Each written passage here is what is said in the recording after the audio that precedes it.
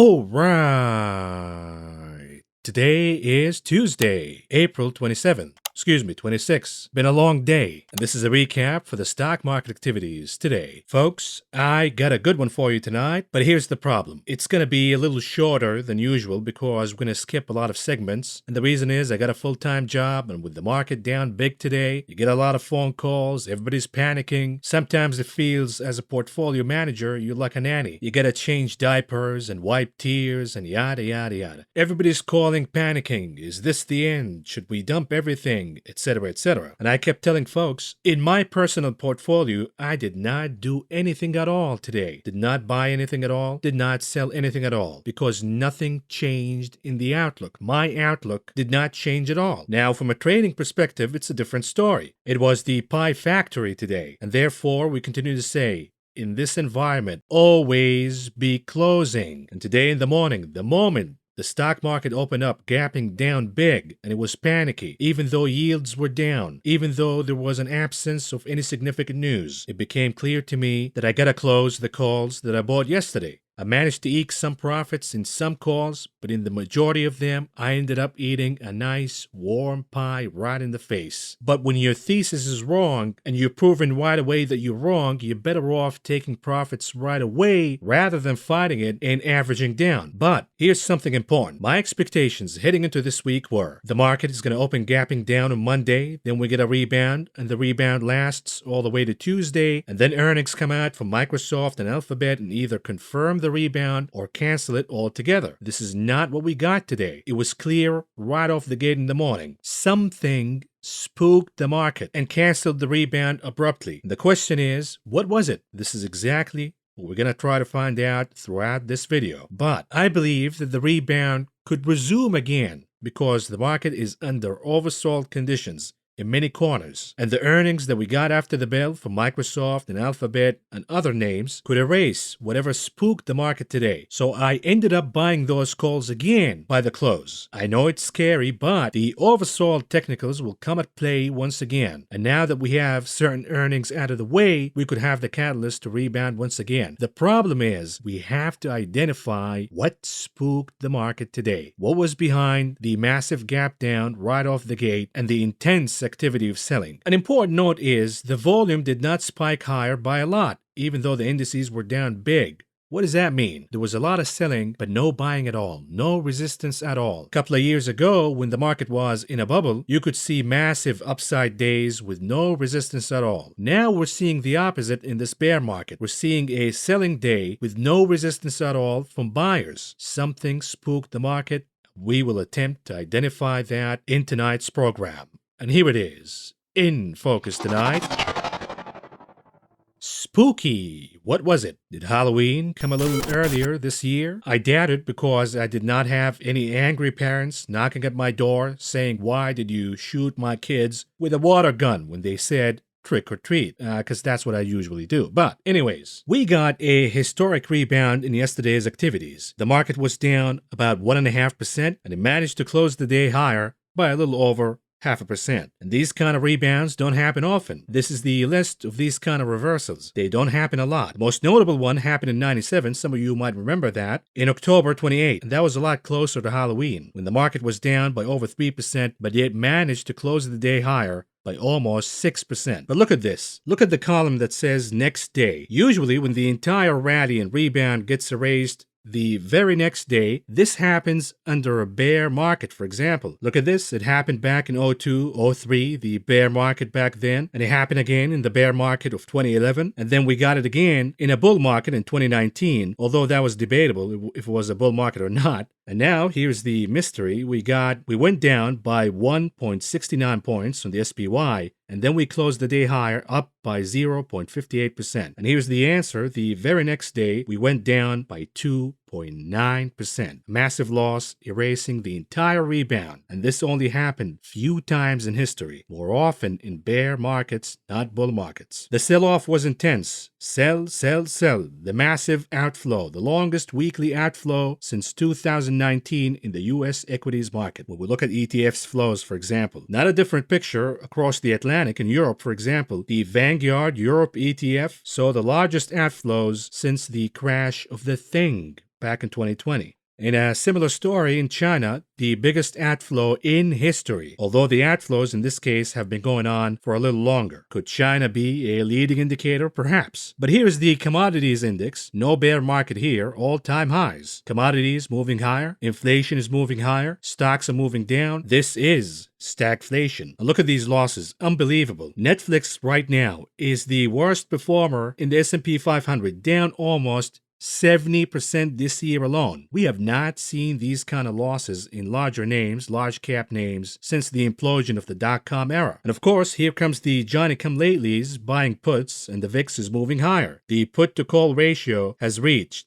the highest level since the crash of the thing back in 2020. And it gets even worse. The VIX 3 months futures have gone positive again, meaning the market is saying volatility will be with us for the next 3 months minimum. So what was it that spooked the market today? Because the market was trading higher overnight, and then it took a massive dump after the European Open, but the majority of the losses came right before the Open here in the United States. So what was it? Was it VP Kamala Harris getting the thing? I doubt it. I think the market will celebrate that. But was it the chiller index that we got today? Home prices jumped 20% in February, the highest on record, perhaps, but this is a lagging indicator. We already knew that. Was it the fact that new home sales went down in March? Perhaps, but yet again, this is a lagging indicator. Was it the fact the Russian foreign minister said that they could use a nuclear weapon? That should not be underestimated. Perhaps that was it, but yet again, we've been hearing a lot of nuclear threats since the beginning of this war. Could it be the fact that Russia is now threatening that they will cut gas supplies to Poland by Wednesday? Perhaps, but we've been entertaining a larger disaster than this, which is what if Russia cuts gas supplies to Germany? So this is not new news here. Was it the fact that we got GE's earnings right before the Open and GE went down by over 10%, saying that we have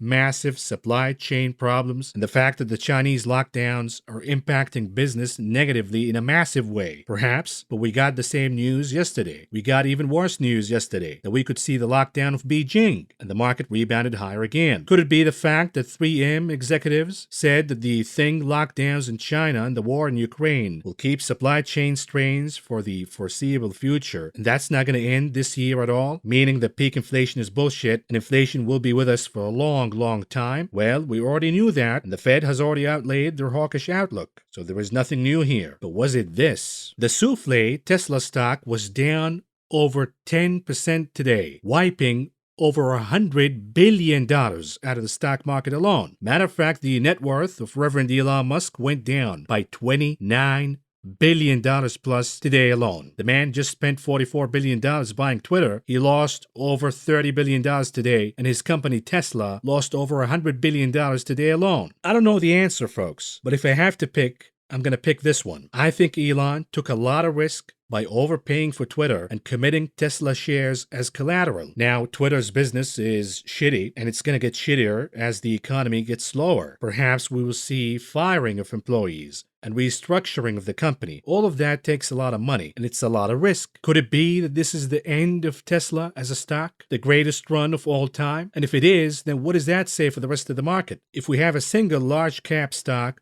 losing over $100 billion in market value today alone. And I know there is a lot of conspiracy theories. There's a lot of talk that we have revenge against Elon by certain billionaires who do not approve of his buyout of the company Twitter, and they're dumping their Tesla shares to send a message, for example, to say, hey, the rise in Tesla stock, and it is a Fugazi stock, it is the most overvalued large cap stock in history, and it was only overvalued because it is a pyramid scheme. If people continue to buy, the stock goes higher, but if somebody pulls the plug, game over. The company is good. The stock doesn't support the valuation of the actual company, but if that stock goes down, then what's next? The big caps? So I believe something spooked the market today and initiated massive selling by the large whales type of investors, mostly in Tesla stock. We will see how sustainable this sell-off in Tesla, but it's certainly alarming. And I think Elon made a lot of enemies by buying Twitter, but most importantly, he committed a lot of risk for Tesla shareholders. Of course, he doesn't care. He already cashed out. But for the culties and the shareholders of Tesla, today was a world of pain and a bad signal for what's about to come. I don't know what the answer is, folks. on what exactly spooked the market today. But if I had to guess, I would say it is the drop in Tesla. Let me know what you think in the comments. What do you think spooked the market today? In your opinion, of course. I'd love to hear from you. But for now, I'm moving on to the earnings reviews. And today we got ADM, UPS, GM, PepsiCo, Raytheon, Visa, Mondelez, Microsoft, and Alphabet, aka Google. We're going to review some of these names, most of them, but not all of them. We start with the ticker ADM Archer Daniels, an important name, an inflationary name that I happen to own in my portfolio. The stock initially moved higher, but it got sold off with the rest of them. But here are the results for the name, ADM. The growth in revenues is absolutely stunning, and this is not a surprise to any viewer of this channel. But look at this. When we talk about the different segments, be it human or animal nutrition, the revenue growth year over year is stunning, and the profit, most importantly, is also moving higher in a big way, indicating that this company is enjoying the pricing power in this inflationary environment. Look at this. When we look at soybeans, for example, the crush margins went higher. We're talking about quarter over quarter in a big way. For example, in the United States, ADM anticipated 55 to 65 bucks in crush margins. This quarter, they revised it higher to 75 to 85 bucks. And it goes on and on and on for Europe, for Brazil, for Argentina. But look at this, China. The gross crush margins went down quarter over quarter. So again, when we look at these earnings calls and earnings reviews, we're seeing alarming signs about the health of the economy in China. When it comes to canola and rapeseed oil, the revisions in crush margins are absolutely stunning. For example, look at Europe, the impact of the war in Ukraine. Last quarter, the expectations were for 20 to 30 bucks. Now they went higher to almost 100 bucks. And the reason is we have a shortage in sunflower oil, and the substitute will be canola or rapeseed oil. So the company is enjoying massive growth. But here's a problem. Just like we talked with Alcoa, what spooked Alcoa was the reduction in volume. Revenues were higher, net earnings were higher, I must add, but the volume was down, meaning the company Alcoa grew its revenues and earnings, the top and bottom lines, due to the pricing power, due to the increase in aluminum prices, not because they're selling more. And this spooked the stock and initiated a sell-off, a big one, because the assumption is the volume is down, meaning demand is down. It is a premature assumption, but it is the case for now. And we're getting more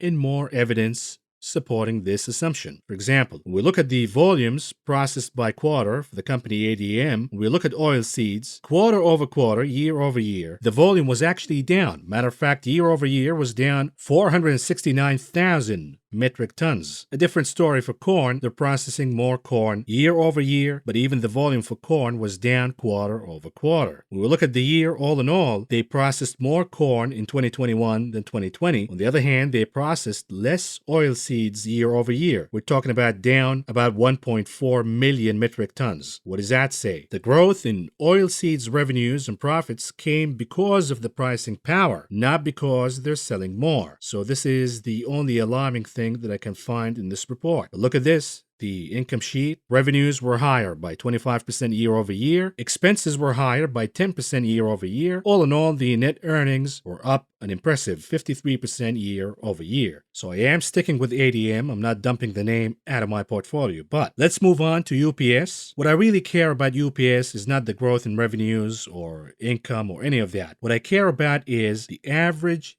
daily volume. Notice the theme here. The volumes are down across the board, meaning business is down. Business is slowing down. And the beauty of UPS's earnings is the fact that it is a leading indicator. It tells us what's going on in the pipelines, not what's going on right now. And here it is. The ADV, the average daily volume, went down in the US by 3%. It gets even more alarming. Look at the trend so far. 2022 in blue, and the dotted line is 2021. The monthly ADV, the average daily volume for B to C, business to customer, is way down. And this is an alarming sign for the economy. We talk about the monthly B2B ADV, it's a little higher so far in 2022, but it appears that it will be lagging the seasonal trend of 2021. And here's how UPS managed to score good earnings, quote unquote. The revenues went higher by 8%. So we're talking about the volume is down 3%, yet the revenues are higher 8%. Why? Here it is. The US revenue per piece went higher significantly in the first quarter of 2022. So UPS is exercising the pricing power. They're charging us more for packages. The question is, how long can they maintain this pricing power? And if you are Jerome Powell and you're looking at this, the Federal Reserve, this has to shake you down to your core. that these businesses are increasing prices in a stunning fashion. But the problem is volumes are moving down big time, indicating that in the future we will see massive demand reduction, but inflation continues to move higher. Hence, we have inflation, the most challenging economic phenomenon when it comes for the scope of the monetary policy. Because the dilemma is you're having a slowdown of demand coming, either way, whether the Fed tightens or not. But you also have rising inflation. So what do you do in this environment? Do you crush the demand? You give it a double whammy by increasing interest rates and tightening the monetary policy and hope that inflation will go down? The double whammy could produce a recession, if not a depression. Look at the ADV for UPS in Asia, in Europe, in the Americas,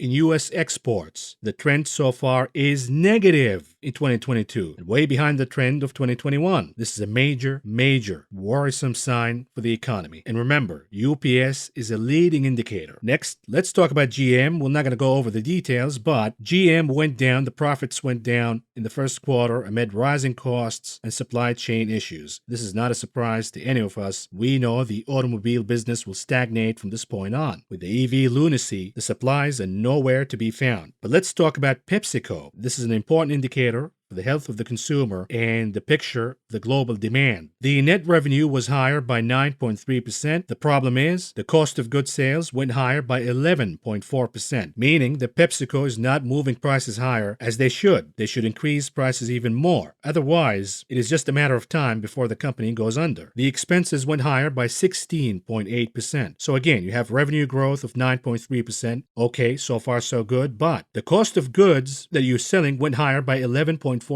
and the rate of growth of expenses went higher by 16.8%. It is just a matter of time here, tick-tock, before the net income goes negative. In this case, net income was higher by an impressive 250%, but don't get fooled here. The reason is the gains from the juice transaction. What does that mean? Remember that PepsiCo sold the brands of Tropicana and Naked Juice for $3.5 billion each. So absent of that, the growth of net income could have slowed down dramatically. So watch out here for PepsiCo. Not going to buy the name. I'm sticking with Coca-Cola. But here's an important indicator. Yesterday we talked about the growth in Latin America and the slowdown in Asia, for example. Let's see what's going on with PepsiCo. Here are the different segments of the company. Frito-Lay, North America, was up 14.2%. Quaker Food North America was up 10.3%, and PepsiCo Beverages in North America was higher by 5.5%. The revenue growth in Latin America was up 19%. On the other hand, in Europe, barely positive. In Africa, Middle East, South Asia, up 13.7%. Asia Pacific, Australia, New Zealand, and China, up 8%. So again, we're seeing signs that the demand in Latin America is getting stronger. Perhaps we want to stick with companies in Latin America for now. Next, let's talk about Visa. Here's the income sheet for the name. The net revenues were higher year over year by 25%. The operating expenses were higher by 11%. The growth in net revenues exceeding the growth in expenses. That's a good thing. All in all, the net income was higher by 21%. And there is no reduction in volume here. The nominal volume year over year, the payments volume, was higher by 14%. So this is a good report. This is not a bad report at all. And last time I checked, Visa was higher after hours. Next, let's talk about Mondelez. Let's see if they're doing better than PepsiCo. The net revenues were higher by 7.26% year over year. On the other hand, the cost of goods sales were higher by almost 12%. And then the expenses were higher by 8.2%. So once again, the growth rate in the cost of goods sales and expenses are both exceeding the growth rate in revenues. This is not a good sign, indicating that the company has to increase prices even more. Why didn't they? Are they facing some resistance, for example? Are they afraid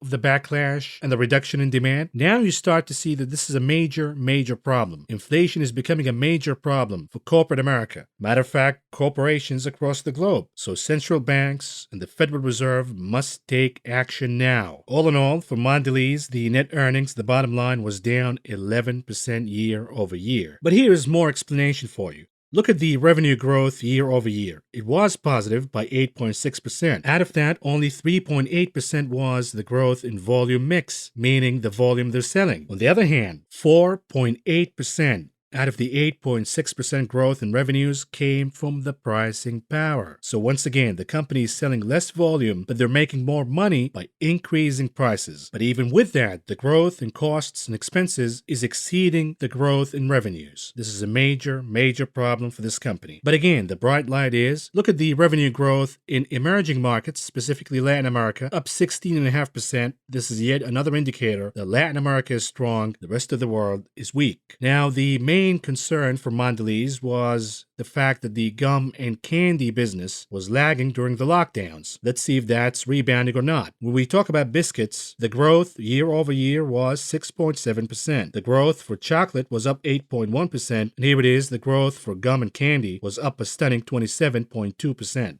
In a nutshell, we're seeing good signs for the company. The demand is perking back up. Different segments of the company are doing better now. The problem is inflation. Inflation is too much of a headache, and they cannot chase this inflation and beat it properly. On top of that, look at the currency impact. The increase in the United States dollar impacted Mondelez revenues and profits dramatically. Next, let's talk about Microsoft. And the headline was Microsoft beats on the top line, bottom line. So what is the problem here? How about the dollar? Concentrate on the revenue, operating income, and net income segments. Then look at the percentage change year over year. For revenues, they were higher 18% year over year. On the other hand, operating incomes were higher by 19% year over year. And lastly, the net income was higher by 8% year over year. So far, so good. Here's the problem. Absent of the strength of the United States dollar, the growth of revenues would have been 21%, the growth of operating incomes would have been 23%, and the growth in the net income would have been a stunning 17%. This is a major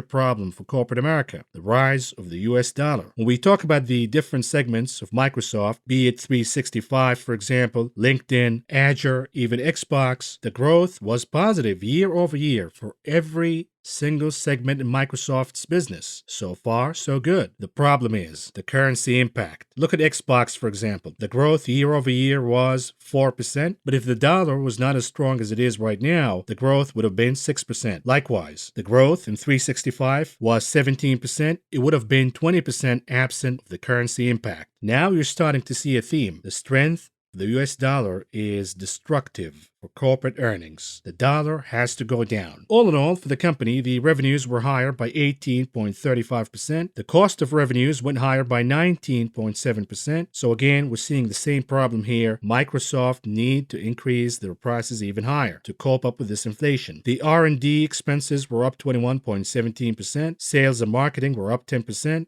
And lastly, the general and administrative went higher by 11.5%. All in all, the bottom line, the net income was higher by 8.22%. So far, so good, but if they don't increase their prices higher, if the consumer is not receptive to the increases in prices, we will see net income going negative few quarters from this point. Next, we have Google, Alphabet. What's going on here? The headline reads, Google's parent company, Alphabet, missed quarterly revenue estimates as advertisers cut back spending. Is it really? We'll see. Look at the change in revenues year over year. In 2022, they went higher by 23%. So we have positive revenue growth by 23% year over year. The problem is this is lagging because last year, the same quarter, the revenue growth was 34%. So we're seeing the business slowing down. The operating margins remained the same at 30%, and the net income all in all went down by 8.3%. I will explain to you why in a minute. But they say that YouTube ads revenue went down. I don't see that at all. YouTube ads went higher by 14.38%, the revenues that is. Likewise, the revenues for the Google network, those went higher by 20.20%. So what is the problem here? Look down at the number of employees.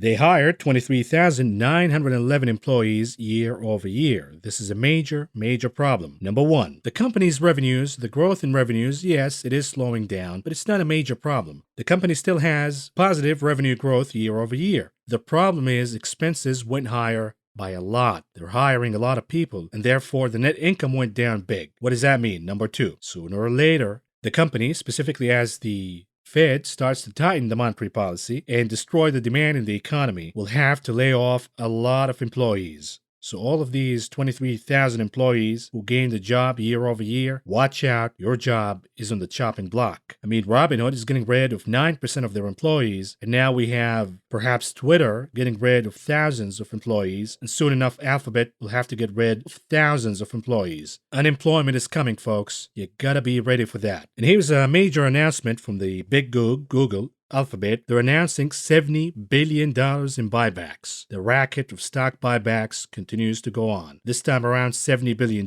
Perhaps the market will like that. We will see a resumption of the rebound in tomorrow's session. Moving on to the charts analysis, and we start with SPY, an hourly chart for the S&P 500. The moment you saw the gap down in the morning, that was a bad sign. Abort the calls. We're going down. Because if the chart did not have the energy to make it all the way to 430 under oversold conditions, this is a massive sign of weakness. The chart flushed down all the way, losing the support of 422. But it was a battle. The chart went over and over and over again, attempting to keep 422 as support, retesting it as resistance over and over and over again. Ultimately, the chart failed and went down to another support, 416. Now, this is a more reliable support than 420 or 422 because it was the same level from which the SPY rebounded significantly higher off the famous double bottom. So the assumption is we still have oversold conditions on the SPY's chart. 416 perhaps a better support than 422 or 420. Could we see a rebound tomorrow? This is the assumption for now. Moving on to the daily chart for the continuous contract for the SPY, the S&P 500. The reverse head and shoulder hopes for the bulls are now poof, gone. Not going to happen. Why, you might ask? Because the chart lost 4,232 as support for good. The challenge for now is,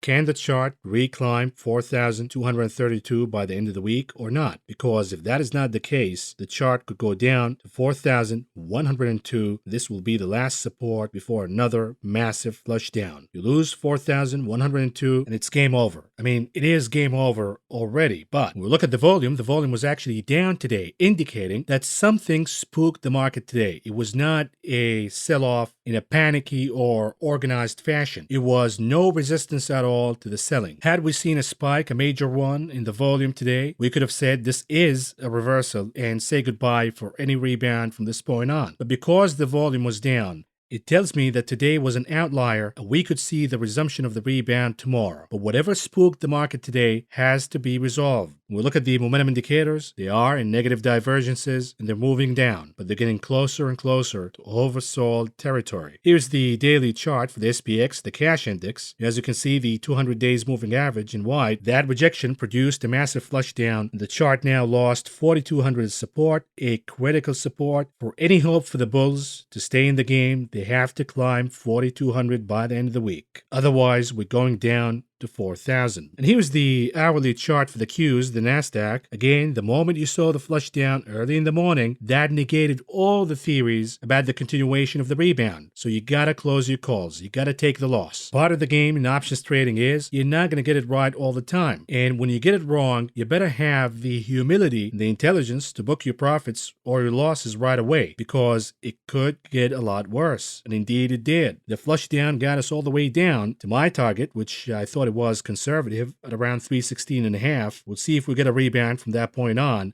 And the assumption for now, we should, because Microsoft's earnings were actually good. They were not bad. The only problem is they have to increase prices even more. And here's the daily chart for the continuous contract for the Nasdaq. What do we see here? The chart went down to number 3, the support, the last support, almost at 12,766. But to begin with, losing 13,300 was an ominous sign. Losing the trend line in yellow was an ominous sign, and it's still an ominous sign that whatever rebound we get, it's not going to last for too long. And any hope of going back to all-time highs? Well, these hopes are now gone completely, and they're not coming back. The volume went higher in this case, the Qs, so that indicates that perhaps we have more conviction in the selling than the SPY. But again, the volume today was pretty much the same as yesterday's session, so we're not seeing a spike, indicating once again that today could be an outlier. Something spooked the market. Something happened. A large whale decided to dump Tesla, for example, spooking the rest of the market. We'll see. But for now, the bulls better hope that they're going to be able to reclimb the trend line in yellow by the end of the week in order to turn the table against the bears. Otherwise, the bears will eat them alive.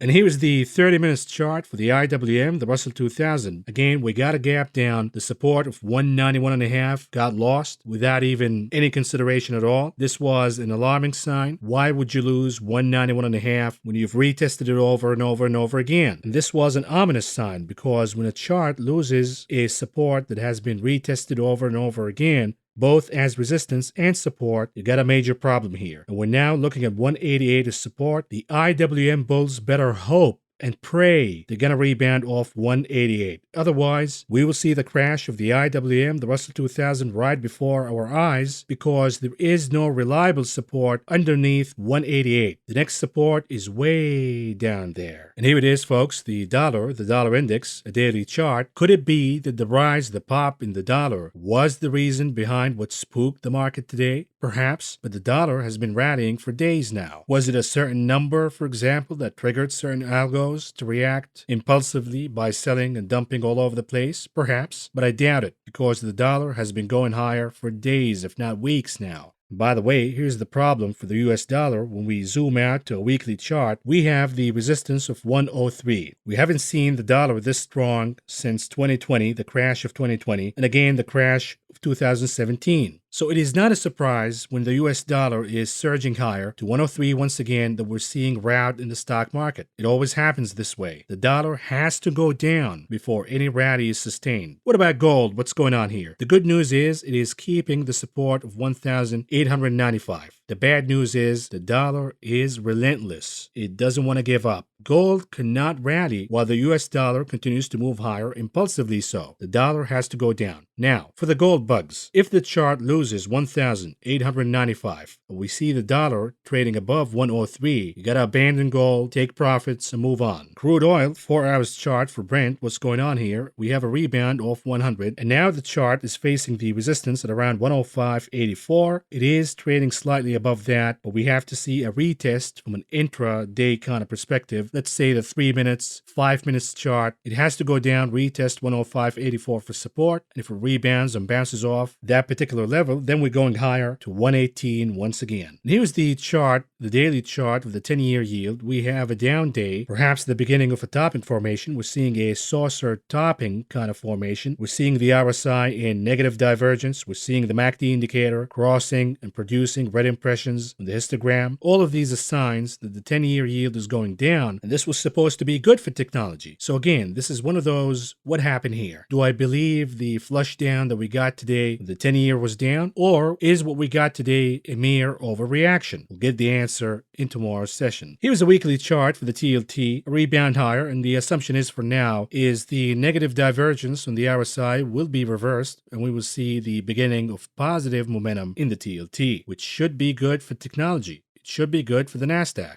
Here's the VIX, a 4 hours chart. The assumption in last night's video was that the VIX will go down to 24.29, get that support, and then perhaps bounce again. This is not what we got. We got a rebound right off the gate, and the VIX made it above 33, a massive, impressive rally. The problem is, it got overbought again on the RSI. On top of that, it got overbought with negative divergence, indicating that the pop that we got today in the VIX could reverse throughout the week. Look at the MACD indicator, affirmed higher again. We're seeing more green impressions in the histogram, larger ones. We never crossed creating red impressions in the histogram. Therefore, the assumption in last night's video was the VIX has stopped for now. But we have yet to get confirmation because the MACD did not cross producing red impressions on the histogram. Understand this, the MACD indicator is a lagging indicator. We use the MACD to confirm what happened in the RSI. The MACD never confirmed the top that we got in the RSI. What about the VXN, the VIX for the NASDAQ? Once again, we thought that the VXN could go down to 27.5. This was it. It got really overbought in the RSI. But once again, the MACD indicator never confirmed that outlook. The MACD indicator never produced red impressions on the histogram from a 4 hours perspective, indicating that there is more juice to squeeze in the VXN. And I outlaid my concerns, by the way, in yesterday's video. I said those of us who bought calls and bought the dip were kind of nervous because we never got a confirmation from the VXN that this is indeed the top. And now we know it was not. Here's the daily chart for Apple. What's going on here? Went down to 157 as support. We'll see if it can manage to rebound from 157 or not. You're obviously not going to do anything at all in this chart until we get earnings. The earnings from Apple will be the most important earnings this week. Either it's going to confirm that companies are still growing, perhaps they got a problem with the pricing and inflation, maybe they need to hike prices a little higher, but besides that, the demand is still intact, business is still good for now. We'll see, specifically when it comes to China, because it is the main source of concern when we talk about Apple's earnings. Is the slowdown in China a negative impact for Apple's earnings? We'll see. For now, both momentum indicators, the RSI and the MACD, are moving down again, and the volume went higher on a down day. All of these are not good signs for Apple, but if we have Microsoft optimism in tomorrow's session, we could get a rebound of 157 for Apple. Whether that's going to last or not, it depends on the earnings report coming out on Thursday. Here it is, Tesla, the souffle, an hourly chart. What's going on here? It was a bear flag pattern to begin with. The chart kept going down over and over and over again at the support of 995. From a behavioral chart perspective, the chart is saying, I'm not sure if 995 is solid or not, so it keeps going down to 995 over and over and over again. This is a bad sign from the get-go, but today we got the final rejection from 995 and a massive flush down, violating the support of the trend line in yellow, violating the support of 886. So what's going on here with the souffle? We got to zoom out to a daily chart and look at this. The chart lost 980, an important support from the daily chart perspective. It lost the trend line, of course, and the next reliable support would be around 750-ish, so this chart could see more pain to come. But it is getting oversold from an intraday perspective, the 30, the hourly. All of these charts are becoming severely oversold. Once again, if we have Microsoft optimism, if the market is going to concentrate on Microsoft, not Alphabet, we could see a rebound in the souffle. It's not going to last, but you can play it intraday. Tulips, Bitcoin, a reversal once again. We're not going to touch this chart at all. Even if we have a rebound, play it via the equities market, not via tulips and BTC. It is too risky right now, and it's too expensive. The positioning already happened, so we're now looking at stagnation in the cryptos market. Lastly, what about AMC, a 2 hours chart? We're expanding the MACD indicator because it appeared that we have a crossing producing positive impressions on the histogram, indicating perhaps a move higher to 21. For now, it is a battle in this particular momentum indicator, showing us that there is no resolution for now. It could go either way, but here's the problem for AMC. For now, we got support at 14.24, but when we zoom out to a daily chart, for example, we have a sloping line of resistance, and the chart keeps failing over and over and over again. We got the false breakout in the last squeeze. Here's the problem. If the chart flushes down, losing 14.24 as support, then we're going to go down and close gap number 1, which is around 5. That is a massive loss. We could see AMC losing 2/4 of its entire value. So the apes better hope for a rebound by the end of this week, closer to 21, not closer to 14.24. And lastly, moving on to the conclusion of this video, what do we have on the economic calendar tomorrow? We have pending home sales and rental vacancy rate. This will be important because the rental market is absolutely insane. And then in the earnings calendar, we have Boeing, Ford, Harley-Davidson, Spotify, PayPal, Qualcomm, and Facebook, aka Meta. With that, folks, this is all I got for you for now. Thank you for listening. Thank you for watching. I will talk to you again tomorrow.